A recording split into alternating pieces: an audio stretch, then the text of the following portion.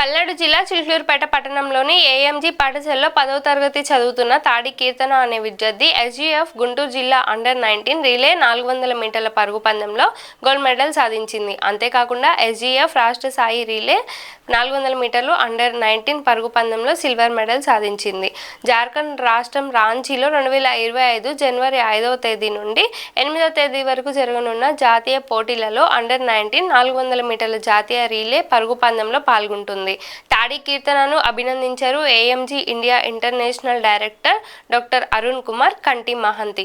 కీర్తనకు high school HM Krupadanam శుభాకాంక్షలు తెలిపారు. ఈ కార్యక్రమంలో అండర్-19 స్కూల్ గేమ్స్ కార్యదర్శి నరసింహారావు, పల్నాడు జిల్లా స్కూల్స్ గేమ్స్ కార్యదర్శి సురేష్, గుంటూరు జిల్లా స్కూల్స్ గేమ్స్ రవి, ఉపాధ్యాయులు, ఏఎంజీ వ్యాయామ ఉపాధ్యాయులు కర్రీ రాజు, దార్ల రాజేష్ తదితరులు పాల్గొన్నారు.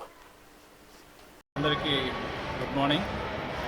జాతీయ స్కూల్ గేమ్స్ ఫెడరేషన్ అండర్-19 జాతీయ స్థాయి అథ్లెటిక్స్కి ఏఎంజీ స్కూల్ విద్యార్థిని తాడి కీర్తన సెలెక్ట్ అయ్యి జార్ఖండ్లో 5వ తారీఖు నుండి 8వ తారీఖు వరకు జరగబోయే అథ్లెటిక్స్ కాంపిటీషన్లో పాల్గొంటుందని తెలియచేయడానికి సంతోషిస్తున్నాం.